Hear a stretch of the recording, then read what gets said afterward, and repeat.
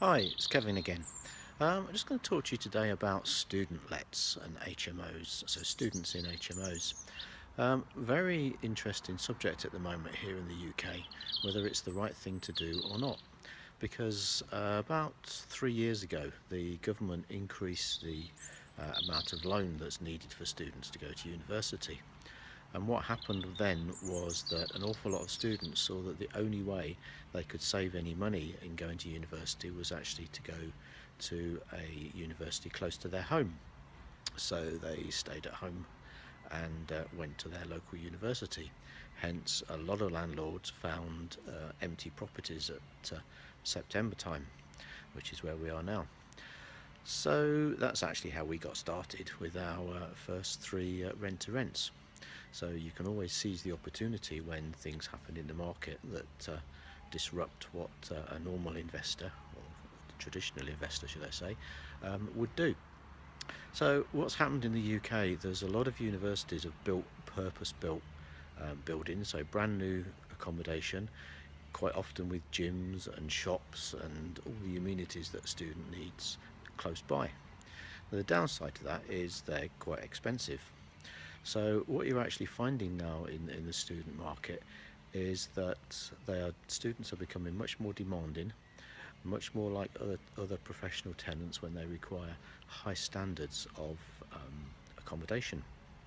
So if you want to go into the student market, I think you really have got to up your game and give high quality products to these students. Another thing is, of course, with Brexit, we have a lot of international students come over to our universities. Are they going to continue to come?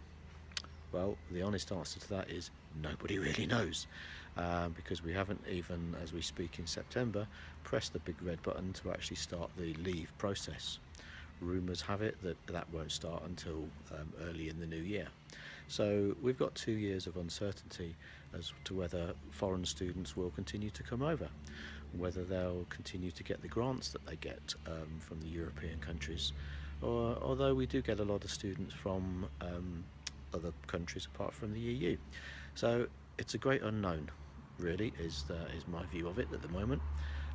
So I guess if your students are your thing, there's certainly some advantages in that you only need to check them in for once a year, and it's a pretty robust cycle. Is that they come in around September time and leave around July time.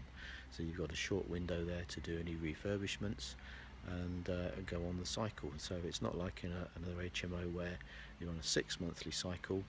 With students, you're on a 12 monthly cycle. So there's some definite advantages.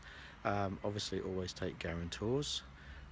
So any problems, just threaten to ring mum and dad. That usually sorts the problems out, because that's the last thing a student wants you doing. Obviously, again, a little bit more tricky if it's a foreign student, but there's lots of ways around that. So I guess I can't be much more precise than to say that nobody really knows what's going to happen to the student market over the next few years. So if that's your thing, then proceed with caution would be my recommendation. Talk to you soon.